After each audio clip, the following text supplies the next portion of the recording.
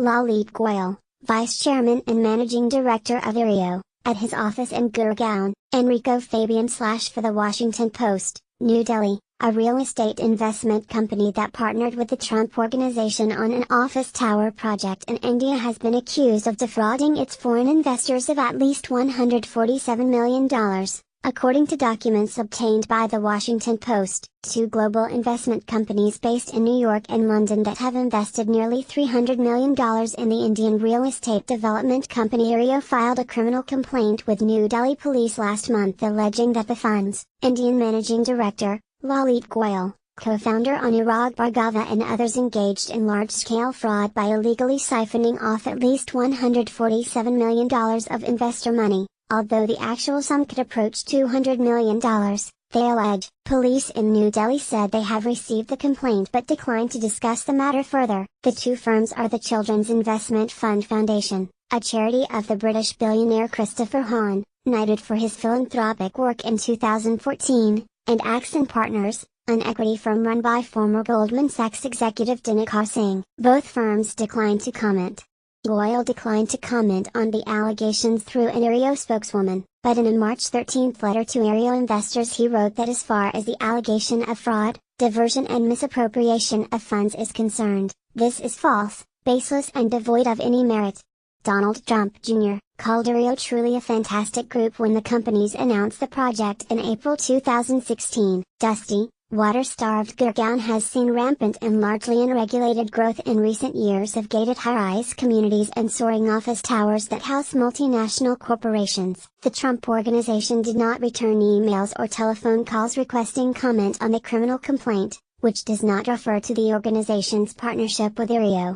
Trump Jr. visited India in February on a tour packed with glitzy events to promote his family company's other Trump-branded towers in the cities of Pune, Mumbai, and Kolkata, as well as new residential towers just a few miles away from the planned Aereo office tower. The visit was criticized by ethics watchdog groups after buyers of luxury apartment homes were offered a conversation and dinner with Trump Jr., in exchange for a $38,000 booking fee. Trump Jr., the organization's executive vice president, did not actively promote the Aereo project on that trip, although he told CNBC's Indian affiliate that the company has 5 incredible deals that are all active, which would include Aereo. Goyal and Bhargava, a U.S. resident on the board of the University of Pennsylvania's Engineering School, in 2004 founded the Aereo group of funds, designed to inject foreign capital in what was then a relatively untested real estate market. It now manages over $1.6 billion from sovereign wealth and university endowment funds,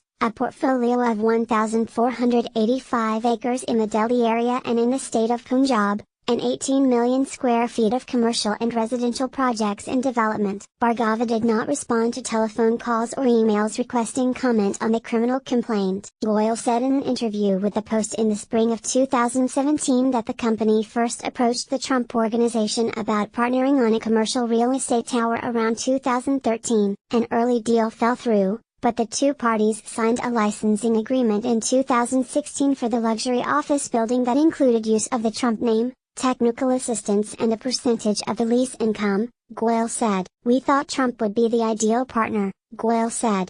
In a 2016 meeting on the project, Trump Jr. was very focused on what the commercial building should be, the shape of the glass, what customers like. He was very businesslike, Goyal said. According to a 2017 letter to investors, Singh and Hahn were growing increasingly frustrated that Aereo's managers seemed difficult to reach and had shown no indication that they were going to return investor money as scheduled, along with what they promised would be significant profits. They launched legal proceedings in the island nation of Mauritius, where the funds are based, and talks to restructure the funds to increase investor control and manager accountability. After roughly 10 years, we estimate that investors have received distributions of only $250 million, while management has collected over $300 million in management fees, and to this day management does not have a plan for returning out capital before the end of various funds.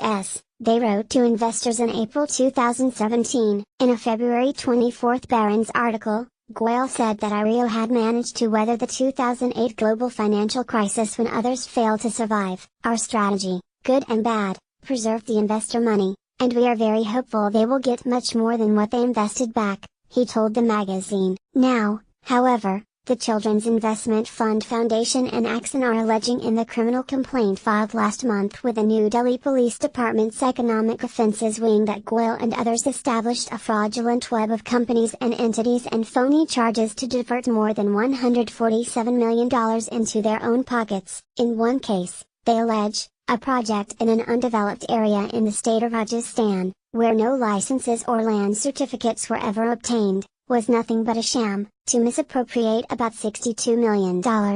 A former CEO of the company, Ramesh Sankha, alerted the investors to potential fraud. His statements and records form the basis of the investors' criminal complaint and as well as Sankha's own whistleblower complaints filed with police and the civil court in neighboring Gurgaon, also known as Gurugram. In an interview, Sankha said he joined Aereo in 2014 and grew concerned when he learned that a group of Aereo home buyers went to the police and complained that their apartments had been cancelled but their money had not been refunded. He began his own investigation, gathering documents from the Area Planning Office and other government agencies. He left the company in 2016, he said, once I was convinced these frauds were true and uprooted.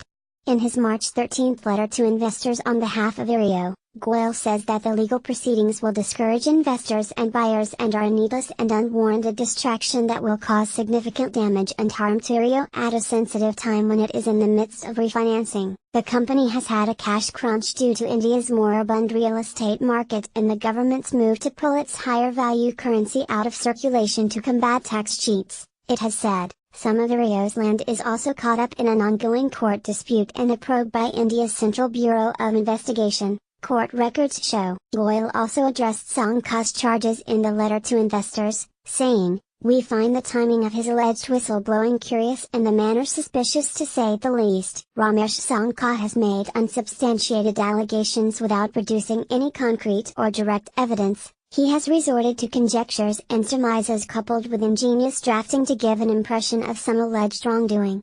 The letter also notes that Sankha was barred by India's regulator from the securities market for 3 years for alleged malfeasance at a previous job. That case was later set aside on appeal. Swati Gupta in Delhi and Alice Kreitz in Washington contributed to this report.